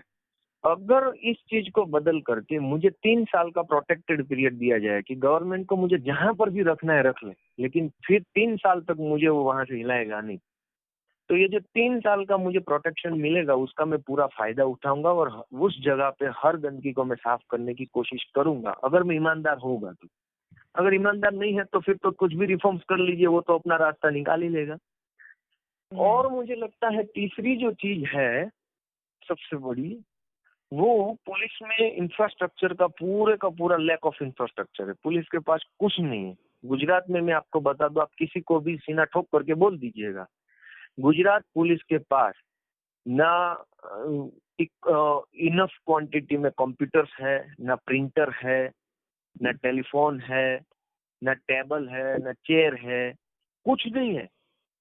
मैं जिस पुलिस स्टेशन में कांस्टेबल था उसमें मैं आपको वेरी फ्रैंकली बता दूं कि हमारे पुलिस स्टेशन के हर कंप्यूटर के साथ लगा हुआ प्रिंटर जो था और कंप्यूटर भी जो था वो गवर्नमेंट के पैसे का नहीं था, और उसमें जो कार्टिज रिफिल होती थी प्रिंटर की कार्टिज, वो भी गवर्नमेंट के पैसे से नहीं होती थी, एक भी कार्टिज। अब बनता क्या है वो भी मैं ये बता दूं। मैं नया जब गया तब मुझे ये चीजें समझ में नहीं आई, लेकिन बाद में मैं समझ गया कि ये जो एंटी सोशल एक्टिविटी चलती क्यों है। क्योंकि पुलिस स्टेशन का जो मेनली मेंटेनेंस एक्सपेंडिचर जो है वो ये एंटी सोशल लोग बेयर करते हैं। पुलिस स्टेशन का वो लाइट बिल भरते हैं, वो पुलिस स्टेशन का कंप्यूटर ला देते हैं, वो प्रिंटर ला देते हैं, वो कार्टिज रिफिल करवा देते हैं, वो ब्लैंक प्लेन पेपर्स ला देते हैं, टेबल की जरूरत पड़ती टेबल ला देते हैं। उसको जो भी जरूरत पुलिस स्टेशन की पड़ती है वो सब जरूरत है वो एंटी सोशल लोग पूरी करते हैं। और पूरे गुजरात में यही सिनारियो है। गवर्नमेंट की ओर से कुछ नहीं मिलता है सिवा सैलरी के, मिलता है थोड़ा बहुत दिखाने के लिए। तो ये जो चीज है वो पब्लिक को पता नहीं है कि पुलिस स्टेशन को मेंटेन कर रहा है एंटी सोशल एलिमेंट, उसका खर्चा पूरा कर रहा है। और एक चीज मैं आप सभी लोगों को बता दूं, और एक किसी भी पुलिस वालों को पूछ लीजिएगा, इसमें वो मना नहीं करेगा मैं जो अब बात बताने जा रहा हूँ। मैं ये बताना चाहता हूँ कि जैसे कि कोई आदमी पुलिस स्टेशन पे जाता है, ठीक है, वो कंप्लेन लिखवाता है। कंप्लेन लिखवाना इतना इजी नहीं है, कम से कम आपको 20-25 बार पुलिस स्टेशन जाना होगा, हाथ पांव जोड़ना होगा, बहुत से तरीके अपनाने होंगे, फिर आपकी कंप्लेन लिखी जाएंगी। फिर क्या होता है मैं ये बताता हूँ। गुजरात में तो ऐसा है कि जैसे कि आपने कंप्लेन लिखवा ली और जिसके खिलाफ आपने कंप्लेन लिखवाई कि मेरा 50,000 रुपया लेकर के ये भाई 50,000 रुपये का माल लेकर के भाग गया है और वो बेसिकली दिल्ली का रहने वाला है, मेरे पास उसका नाम है, फोटो है, मोबाइल नंबर है और पता भी है। वो सूरत में आया था और मेरे से इतने रुपए का माल लिया और मुझे प्रॉमिस किया कि मैं अभी 10,000 रुपये देता हूँ और बाकी के 50,000 रुपये दिल्ली जाने के बाद वापस कर दूंगा। ऐसा मेरे साथ फ्रॉड हो गया, मैंने कंप्लेन फाइल करवा दिया। अब क्या होता है ये देखिए कि क्रिमिनल को पकड़ने के लिए गुजरात से पुलिस को दिल्ली जाना पड़ेगा कि नहीं जाना पड़ेगा। लेकिन गुजरात से भारत के कहीं भी जगह पे जाने के लिए पुलिस को गवर्नमेंट की ओर से कोई फैसिलिटी नहीं है। तो आमतौर पे गुजरात की पुलिस क्या करती है कि जो विक्टिम है उसको बोलते हैं कि भाई तू मेरा प्लेन का टिकट करवा दे, ट्रेन का टिकट करवा दे या प्राइवेट टैक्सी करवा दे, चल मेरे साथ, अपने दोनों चलते हैं और आने जाने का, खाने पीने का, होटल में ठहरने का खर्चा तेरा रहेगा, तो ही हम जाते हैं वरना नहीं जाएंगे। क्योंकि पूरे गुजरात में ऐसी कोई फैसिलिटी ही नहीं है कि आप भारत में कहीं से भी किसी को पकड़ के ला लीजिए। और गुजरात भारत की बात छोड़िए, अगर सूरत में क्राइम हुआ है और क्रिमिनल भावनगर का है, गांधीनगर का है, अहमदाबाद का है, फिर भी पुलिस यही रवैया रखेंगी कि तू मेरे को टैक्सी करवा दे या टिकट करवा दे तो ही मैं जाऊंगा वरना नहीं जाऊंगा, क्योंकि गवर्नमेंट की ओर से कोई फैसिलिटी ही नहीं है। तो ये सोचिए कितना बड़ा प्रॉब्लम है पुलिस सिस्टम के अंदर। लोग नहीं जानते हैं कि गवर्नमेंट की ओर से नहीं मिल रहा है। राइट। ओके गोपाल जी, मुझे लगता है कि वो सुप्रीम कोर्ट के जजमेंट्स जो हैं ऑन ग्राउंड लागू नहीं हुए हैं। वो जजमेंट पास कर देते हैं लेकिन अप्लाई नहीं हुआ है, वो भी प्रॉब्लम है। एनीवे और भी सवाल ले लेते हैं। Who else is there? Somebody wanted to ask a question जी, बिफोर मेरी तरफ से एक सवाल है जी। प्रशांत ज्यूरिक से बोल रहा हूँ। हाँ जी, अभी या आपने बताया कि मतलब हमें अपने सिस्टम्स को कास्ट न्यूट्रल बनाना चाहिए। तो इसी से मेरे को याद आया कि मतलब गुजरात में एक और नेता है जो इसी चीज के ऊपर काफी काम कर चुके हैं, जिग्नेश मेवानी जी। तो मतलब कोई चांस है उन जैसों को आम आदमी पार्टी के साथ अलाइन करवा के ऐसे एक्टिविस्ट, दलित एक्टिविस्ट, ट्राइबल एक्टिविस्ट को भी साथ में जोड़ा जाए और हमारी बेस और बढ़ाई जाए? नहीं, ये कोशिश रहेगी कि हर अच्छा जो आदमी है, वो जो अकेले अकेले कुछ अच्छा करने की कोशिश कर रहा है, उसका अप्रोच किया जाए, उसको समझाया जाए और कन्विंस किया जाए। ऐसी कोशिश रहेगी, कोशिश है। अभी से कुछ बताना मुझे लगता है कि सही नहीं रहेगा। आगे जाके देखते हैं कि कुछ अच्छा पॉजिटिव हर दिशा से हो। This is Dr. Grewal. Vijay, I want Gopalji's reaction about those recently happened encounters in UP. आपके हिसाब से इंडिया में उसका क्या है, वो उसका क्या ठीक है, गलत है, कैसे उसको लेते हैं आप? एनकाउंटर्स तो गुजरात में भी काफी हो रहे हैं, राइट गोपाल जी?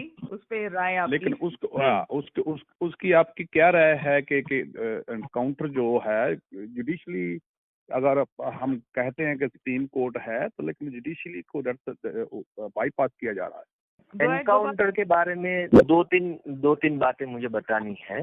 सबसे पहला मेरा ये सवाल है और ये मेरा लॉजिक है कि पुलिस जब किसी का एनकाउंटर करती है तो सरकार, पुलिस और मीडिया तीनों मिल करके इस चीज को जस्टिफाई करने में लगते हैं और तीनों के पास अपने अपनी वजह होती है कि क्यों इस चीज को वो जस्टिफाई करे। सरकार ये कहती है कि हमने क्रिमिनल को मार दिया, पुलिस ये कहती है कि हमने बदला ले लिया क्रिमिनल से, मीडिया ये कहती है कि इस तरीके से गुंडों का सफाया करके सरकार अच्छा काम कर रही है।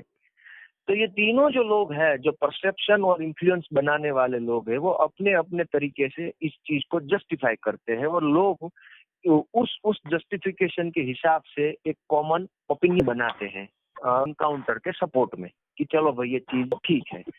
मेरा ये मानना है कि किसी भी आदमी को दौरा पीटा करके या फेक एनकाउंटर में मारना पड़े, इतना बड़ा क्रिमिनल कोई आदमी एक ही दिन में, एक ही रात में कैसे बन जाता है? सबसे बड़ी बात ये है। तो वो पुलिस फेल्योर है, गवर्नमेंट फेल्योर है, तब जाके कोई छोटा सा आदमी इतना बड़ा क्रिमिनल बन जाता है कि फिर आपको उसको जो ये देश की जो क्रिमिनल और जुडिशियल सिस्टम है उसके भी वो ऊपर निकल जाता है। आप ही के सपोर्ट से निकलता है, आप ही के अंडर से निकलता है और फिर आप ही के ऊपर चढ़ जाता है। फिर आपकी जो फेल्योर है उसको छुपाने के लिए आप उसको मार देते हैं। तो मुझे लगता है कि एनकाउंटर को इस लॉजिक से सोचना चाहिए कि ये जुडिशियल फेल्योर और पुलिस फेल्योर तो बाद में है, सबसे पहले गवर्नमेंट फेल्योर है। गवर्नमेंट फेल्योर इसलिए है कि कोई आदमी एक ही दिन में, एक ही रात में क्रिमिनल कैसे बन जाएगा? राइट। तो आप हर किसी को क्रिमिनल बनाते हैं, समझिए। नहीं, अगर I agree with you sir. Okay Gopal ji, मुझे ये बोलिए। बताइए कि पिछले लोकसभा इलेक्शन में ये मैं बहुत टाइम से समझने की कोशिश कर रही हूँ कि सूरत में था, काफी गुस्सा था लोगों का बीजेपी के अगेंस्ट, लेकिन फिर भी मैक्सिमम वोट्स वहां से भी आए। वो कैसे आए? आपको लगता है ईवीएम फ्रॉड बहुत सालों से हो रहा है गुजरात में? बिल्कुल नहीं, मुझे नहीं लगता है कि मैं, हालांकि वो टेक्निकल एक्सपर्ट नहीं हूँ, लेकिन जब मैं थोड़ा लॉजिकली सोचता हूँ तो ये सोचता हूँ कि इतने मोटे लेवल पे, इतने बड़े लेवल पे ईवीएम को मैनिपुलेट करना इतना आसान नहीं होता होगा, क्योंकि हर किस्म के, हर जाति के, हर धर्म के, हर अलग अलग सोच रखने वाले लोग इसको ऑपरेट करते हैं, गवर्नमेंट सिस्टम के लोग, ठीक है। तो सबकी सोच कॉमन नहीं बन सकती है कभी भी गवर्नमेंट के खिलाफ या गवर्नमेंट के सपोर्ट में। तो इतने बड़े लेवल पे मैनिपुलेट मैं नहीं मानता हूँ कि हो पाता होगा, लेकिन मैं एक्सपर्ट तो नहीं हूँ। लेकिन सूरत की जो बात आपने कर रहे हैं, तो मेरा जवाब वही है कि सूरत के लोगों ने जो 5 साल गुस्सा दिखाया है, लेकिन चुनाव में खुल करके, दिल खोल के वोट दिए हैं बीजेपी को, और वो सिर्फ और सिर्फ धार्मिक आधार पे वोट दिए हैं। और मुझे लगता है कि आज भी लोग सूरत में बहुत परेशान है, पूरे गुजरात में परेशान है, लेकिन चुनाव पे उसका वोट जाएगा रिलीजियस सेंटिमेंट को आधार बना करके। ये अच्छा। भाजपा की सबसे बड़ी जीत है, सक्सेस है कि वो रिलीजियस आधार पे वोट को ले सकते हैं। मैं ओके, तो आपको इसको बता आप दूं कि हाँ, तो पिछले इसको आप हैं, कैसे टैकल करेंगे? क्योंकि लोग तो अपना जात तो छोड़ेंगे नहीं आसानी से, आपके बोलने से तो वो घर नहीं रखेंगे, तो इसको कैसे आप टैकल करेंगे गोइंग अहेड? नहीं, मैंने तो ऑलरेडी टैकल किया हुआ है। बहुत कंट्रोवर्शियल सब्जेक्ट था वो मैं खुल के बोला भी था, और अच्छा। मुझे मेरी सोच से 10 गुना ज्यादा इसमें मुझे सक्सेस मिली है रिलीजियस सेंटिमेंटल जो है उसके अगेंस्ट में बोलने के लिए। और ओके। वहीं से मेरा थोड़ा बहुत एस्टेब्लिशमेंट भी हुआ था। मुझे बहुत बड़ी मात्रा में सक्सेस मिली थी इस चीज में बोलने के लिए। फिर उसके बाद मुझे लगातार सोशल स्टेज मिलने लगे, अलग अलग जो सोशल स्टेजेस हो रहे थे जिसमें एनुअल फंक्शन हो, एनुअल गैदरिंग हो, उसमें लगातार मुझे चीफ गेस्ट के रूप में जगह मिलने लगी थी। तो ऐसे क्या तो बोलते इसलिए हो मिलने जिससे लगी थी कि लोगों के इसमें जरा शिफ्ट आता है? मैंने जो रेशनल सोच जो है, रेशनल और लॉजिकल सोच जो है, उसको मैंने बहुत बढ़ावा दिया। मैंने युवाओं को बताया कि ये जो रिलीजियस चीजें जो है, जो लगातार चली आ रही है हमारे समाज में, और वो इनहेरिटेंट है, तो उस चीजों को आप थोड़ा दिमाग लगा करके अब इस एंगल से सोचिए। मैंने दूसरा एंगल दिया सोचने का, और वो जो एंगल है वो इतना लॉजिकल था कि जिस किसी के पास उसका जवाब नहीं था वो इन्फ्लुएंस हो गया। इन्फ्लुएंस का सीधा सा लॉजिक है कि आपके पास जिस चीज का जवाब नहीं होगा तो वहां पे आप इन्फ्लुएंस हो जाएंगे। सही है। तो मैंने हर वो रिलीजियस चीज जो है, जो रॉन्ग प्रैक्टिस है आज के दौर में, उसको मैंने लॉजिक से रखा युवाओं के सामने। जिसके पास जवाब नहीं था, जिसके पास उसका काउंटर आंसर नहीं था, वो इन्फ्लुएंस हो गया और उसको लगा कि ये रॉन्ग है या थोड़ा इसमें रिफॉर्म होना चाहिए। तो काफी हद तक लोग इसमें जुड़े, और मैं तो बहुत खुशी से आपको बताना चाहता हूँ कि कई कई जगह पे, या कि बहुत बड़ी जगहों पे इसका इम्प्लीमेंटेशन भी हो गया। युवाओं ने खुल करके पहली बार इम्प्लीमेंट किया अपने घर में ऐसी नई नई चीजों को, किया आज से मैं ये बंद कर रहा हूँ या वो बंद कर रहा हूँ या इसमें थोड़ा चेंज कर रहा हूँ। जो सालों से प्रैक्टिस में था उसको बंद कर दिया गया। तो उसका काफी असर लोगों के दिमाग में पड़ा कि पहली बार किसी ने ऐसी चीजों के बारे में बोला, और बहुत से लोगों ने सुना और इम्प्लीमेंट भी किया। तो मेरी आइडेंटिटी उस चीज से भी है। हाय गोपाल जी। अभी हमने आपका रेडियो में आई थिंक सत्येंद्र जैन थे या कोई थे, उनसे बात की थी एंड ही वाज सेइंग कि जब दिल्ली में रायट्स हुए तो मतलब देवर लाइक कि हाँ थोड़ा सोसाइटी ऐसा फ्रैक्चर हो गया है, मतलब लोग थोड़े नाराज हो गए, उनको मनाने की बात है। वो जो पहले रिलेशनशिप थी based on respect and trust, वो थोड़ा अभी हिल गया है फाउंडेशन। गुजरात में तो रायट्स काफी पुराने हुए थे। आई एम नॉट श्योर कि गवर्नमेंट ने या फिर किसी भी इंडिविजुअल ने ऐसे कुछ किया है जिससे जो टूटे हुए बॉन्ड्स है वो कुछ जुड़े, या फिर जो डर है वो थोड़ा कम हो। तो आपकी क्या राय है कि मतलब रिलीजियस लेवल पे जो गुजरात में ऐसा डिवीजन है उस पे, और मतलब हम आगे क्या कर सकते हैं उसके लिए? उसमें मेरा ये मानना है कि अभी मैं इतनी भी पावरफुल पोजीशन पे नहीं हूँ कि कुछ मैं मेरे आइडियाज जो है इम्प्लीमेंट कर सकूं, और ये बड़ा कॉम्प्लिकेटेड है। तो अभी से बोलने में मुझे लगता है कि थोड़ा बहुत वो जल्दबाजी होगी। फिर भी मेरे सामने ये सवाल अभी तक बहुत बार आ चुके। मेरे जो मुस्लिम फ्रेंड्स हैं उन्होंने भी मुझे लगातार ये क्वेश्चन पूछा कि दिल्ली में जब राइट्स हुए तब केजरीवाल ने कुछ नहीं बोला और वो मुस्लिम विरोधी है ऐसा वैसा। मैंने मेरे दोस्तों को जो जवाब दिया था वो दिल से दिया था, जो मैं सोच रखता हूँ। केजरीवाल जी क्या सोचते हैं और पार्टी के बड़े नेतागण क्या सोचते हैं वो मैं उसका मन नहीं पढ़ पाता हूँ। मुझे जो लगा वो मैंने उसको बताया था। मुझे लगता है कि यहाँ पर भी मुझे उस बात को बताना चाहिए। मैंने उसको ये बताया कि ये जो दंगा है, दंगों की जो राजनीति है वो सिंस इंडिपेंडेंस से चली आती है। हर बार दंगा होता है, दंगे का फायदा सिर्फ पॉलिटिशियन को मिलता है, रूलिंग पार्टी को मिलता है, ऑपोजिशन को मिलता है, या जो नया नया एस्टेब्लिश होना चाहता है उसको मिलता है, या पुलिस प्रशासन को मिलता है। हर बार ऐसा होता है, जनता हार जाती है। मेरा ये मानना है कि ये जो चीजें हैं जो समाज के अंदर कभी भी एक्सेप्टेबल नहीं है, ना होनी चाहिए, और होता है वो सही नहीं है, उन चीजों को हमें अटेंशन देना बंद कर देना चाहिए। मेरा सबसे पहला ये सवाल।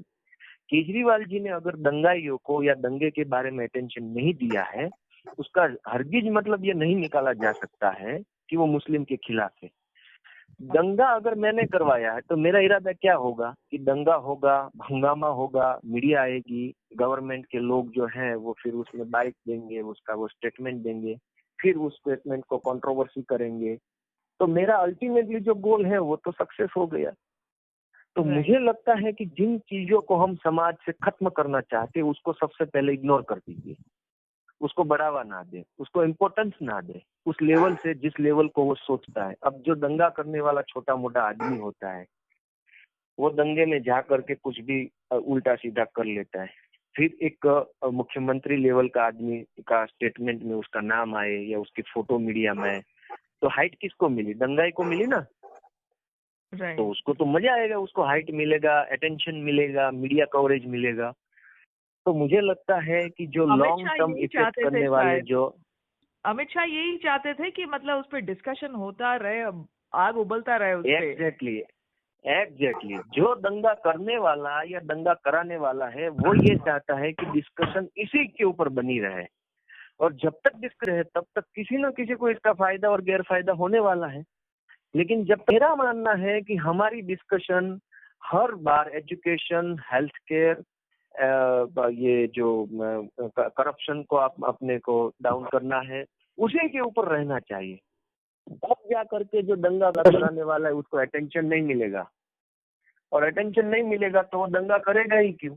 पहली बार गोपाल जी किसी ने इस तरीके का पर्सपेक्टिव शेयर किया है। हमारे खुद की आम आदमी पार्टी वॉलंटियर्स काफी हिल चुके थे इस बात से कि अरविंद केजरीवाल कुछ बोले नहीं राइट के बाद, लेकिन आपने बहुत अच्छी तरीके से वो एक्सप्लेन किया है। एंड मुझे भी ऐसे ही लगता है कि मेरे पास दो पर्सपेक्टिव है। मेरा एक रियल टाइम एक्सपीरियंस भी है। जिस दिन मैं पार्टी में जुड़ा तो पार्टी का सूरत में कार्यालय है, ऑफिस है। जैसे मैं फर्स्ट डे जुड़ा पार्टी के अंदर, मुझे मेरा वेलकम हुआ, 200-250 कार्यकर्ताओं ने वहाँ पे गैदरिंग हुआ, फिर केक काटा गया, फिर मुझे वो टोपी लगाई गई, मैंने फॉर्म भरा।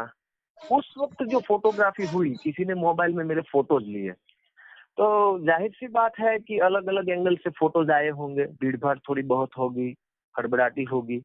तो उसमें क्या हुआ कि पार्टी की कार्यालय के दीवार के ऊपर सरदार पटेल, स्वामी विवेकानंद, लक्ष्मीबाई, गांधी जी, बाबा साहब आम्बेडकर और काफी सारे जो महापुरुष है अपने देश के, उसके फोटो लगे हुए हैं। लेकिन मेरी हर एंगल से एक एक फोटो आई। किसी एंगल में सिर्फ सरदार पटेल दिख रहे हैं, किसी में बाबा साहब दिख रहे हैं, किसी में कोई नहीं दिख रहा है। तो वो फोटो सोशल मीडिया के ऊपर सर्कुलेट हुई कि गोपाल भाई पार्टी में ज्वाइंट हुए हैं। और जो दलित समाज के मेरे जो फ्रेंड्स हैं उन्होंने धड़ाधड़ मेरी पोस्ट को शेयर करने और मुझे कांटेक्ट करने का चालू किया कि पार्टी में आने के पहले ही दिन तूने बाबा साहब को साइडलाइन कर दिया, उसका फोटो भी नहीं दिख रहा है, सिर्फ सरदार पटेल और गांधी जी दिख रहे हैं। तो बाबा साहब ने तुम्हारा क्या बिगाड़ा, क्यों नहीं लगाया फोटो? धड़ाधड़ से मैसेज मुझे आने लगे, बहुत से मैसेज आए। फेसबुक पर भी ये सर्कुलेट होने लगा मेरा स्क्रीनशॉट, जिसमें मेरे फोटो के पीछे सिर्फ गांधी जी और ये सरदार पटेल दिख रहे, बाबा साहब नहीं दिख रहे। तो बहुत लोगों ने ये परसेप्शन बना लिया कि गोपाल ने दलितों को दरकिनार कर दिया, बाबा साहब भूल गया, कॉन्स्टिट्यूशन को भूल गया। अब मैं कितने लोगों को एक्सप्लेन करता कि आपके पास जो आया वो दूसरा एंगल है, आप कोई और एंगल से देख लीजिए। तो फिर मैंने क्या किया कि छोड़ दीजिए, चलो कितने लोगों को मैं बता पाऊंगा कि ये गलत बात है। फिर अपने आप से 2-3 बाद रियल फोटो जो थी वो सर्कुलेट होने लगी, जिसमें सही एंगल था और मेरे पीछे बाबा साहब का फोटो आ रहा था। तो देखने का मतलब ये है कि जिस किसी ने भी पहली बार मेरा फोटो सर्कुलेट किया होगा उसका इंटेंशन ये होगा कि इस बात में गोपाल रिएक्ट करे, और जब मैं रिएक्ट करूंगा तब क्या होगा कि जिसको ये बात भी नहीं पता है कि ऐसा कुछ गलत सर्कुलेट हुआ है और सही ये है, वो भी इसके अंदर इन्वॉल्व होगा, और वो सारे जो लोग हैं लाखों की संख्या में होंगे, वो एक बेकार से मुद्दे में, एक गलत मुद्दे के अंदर बहस में फंस जाएंगे। ठीक है। तो जब मैंने उस बात को सोचा ही नहीं, फिर भी मेरे जो अच्छे अच्छे अधिकारी जो लोग हैं उन्होंने भी बोला गोपाल भाई तुमने ये क्यों किया? तो मैंने उसको सबसे पहले सही एंगल वाला फोटो भेजा कि आप दूसरा एंगल देख लीजिए, बाबा साहब है। अब आप उस बात को समझिए, मैंने उसको पर्सपेक्टिव रखा उसके सामने कि आप क्या चाहते हैं, मेरे पीछे बाबा साहब की फोटो या मूर्ति चाहते हैं, या बाबा साहब के जो विचार थे, जो आइडियाज थे, उसको मैं अपनी पार्टी के माध्यम से इम्प्लीमेंट करूँ। आप क्या चाहते हैं? आप फोटो चाहते हैं तो मैं हर कार्यक्रम में फोटो लगवा दीजिए, आप खुश हो जाएगा, आप तालियां बजाइएगा। लेकिन बाबा साहब का जो आइडिया है इक्वालिटी का है, अपॉर्चुनिटी का है, वो इम्प्लीमेंट नहीं होगा क्योंकि आप फोटो देख के खुश हो गए। फिर मेरे को क्या करने की जरूरत है आपके लिए? राइट। तो आप इस दृष्टि से देखिए कि आप फोटो मत मांगिए, आप उसका स्टेच्यू मत मांगिए, आप उसका आइडिया मांगिए पॉलिटिशियन के। आप जिस चीज की डिस्कशन करेंगे वो चीज पॉलिटिक्स को आपको देनी होगी। आप अगर दंगे की डिस्कशन करेंगे, टीवी पे दंगा आएगा, पॉलिटिकल स्टेटमेंट में दंगा आएगा, पार्टी कार्यालय में दंगे की डिस्कशन होगी, तो दंगा ही दंगा आएगा। आप अगर एजुकेशन की रिपीटेडली चर्चा करेंगे, आप हैमरिंग करेंगे, इंसिस्ट करेंगे, तो एजुकेशन का मुद्दा टॉप पे जाएगा। जिस चीज की आप डिस्कशन करेंगे वो चीज समाज में होगी। जैसे कि भाजपा ने पिछले लगातार 35 सालों से 35 ईयर्स से धर्म की राजनीति की शुरुआत की। हर बात में उसने हिंदुत्व हिंदुत्व हिंदुत्व हिंदुत्व घुसेड़ दिया। नतीजा क्या हुआ? अब हर चीज में अब ऑर्थोडॉक्स जो लोग हैं वो आगे आने लगे हैं, वो लोग अब सुपीरियर होने लगे हैं, वो अपने आप को फर्स्ट क्लास सिटीजन समझने लगे हैं। और जो ऑर्थोडॉक्स नहीं है, जो रिलीजियस सेंटिमेंटल नहीं है, उसको सेकंड क्लास सिटीजन मानने लगे ये लोग। ये क्यों हुआ? क्योंकि लगातार 30 साल से इस चीज को पॉलिटिक्स में इम्पोर्टेंस देने का काम किया गया। अब हम दंगों को इम्पोर्टेंस देंगे तो अब दंगे हो गए, हम दंगाइयों को इम्पोर्टेंस देंगे तो दंगा आगे आएगा। हम एजुकेशन की बात पे अपना फोकस सेंटर रखेंगे तो एजुकेशन आगे आएगा। दंगे होते रहेंगे साइड में पैरेलली, लेकिन कम हो जाएंगे, क्योंकि जब उसको इम्पोर्टेंस ही नहीं मिलेगा तो वो अपने आप से बोर होके बंद हो जाएंगे कि भाई चलो हमारी तो कोई वो रिमार्क ही नहीं करता है, मीडिया में भी नहीं आता है। तो मुझे लगता है कि जिस चीज को हम नहीं चाहते हैं उसको इम्पोर्टेंस देना बंद कर देना चाहिए।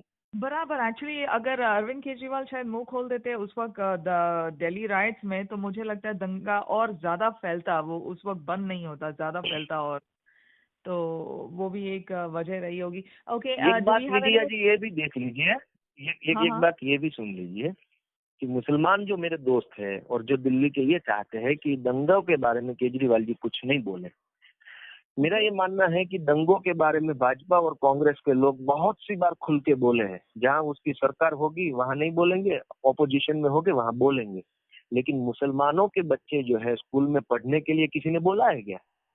दंगों के बारे में बोल के सब अपना फायदा निकालने की सोचते हैं। केजरीवाल जी नहीं बोले हैं तो ऑब्वियसली किसी को लगा होगा कि वो दंगाइयों के समर्थन में। लेकिन जब उसने स्कूल बनवाए हैं, उसने हेल्थ केयर को सही किया है, तो वहां पे मुसलमान को भी ट्रीटमेंट मिलेगी, उसका भी बच्चा आराम से पढ़ेगा, ग्रेजुएट होगा, स्कॉलर बनेगा, इंजीनियर बनेगा, गवर्नमेंट में जाएगा। तो वो बात सोचने वाली है कि अगर आपके बच्चे के लिए स्कूल होगी तो आपका बच्चे को दंगों में जाने की जरूरत ही नहीं पड़ेगी। भाजपा और कांग्रेस स्कूल नहीं बनाते, क्या करवाते, ताकि हिंदू और मुसलमान के जो लड़के हैं वो नहीं पढ़ पाएंगे और दंगों में जाएंगे और उसकी राजनीति बनी रहेगी। और 70 साल की हिस्ट्री में किसी पार्टी ने रिलीफ काम भी नहीं किया है राइट विक्टिम्स के लिए जो केजरीवाल ने किया है। Do we have any more questions? वैसे काफी देर हो गई। गोपाल जी आपसे एक प्रश्न है कि जैसा पहला भी हमने देखा है पंजाब में या बाकी स्टेट्स में, आपको पार्टी की तरफ से कितनी आज़ादी है कि आप अपनी टीम बनाएं, इलेक्शन स्ट्रेटेजी, कहाँ पे इलेक्शन लड़ना है, कैसे लड़ना है, और पार्टी में कौन कौन से लोग गुजरात में आएंगे? आपको लगता है कि कितनी इंडिपेंडेंस आपको मिली हुई है पार्टी से?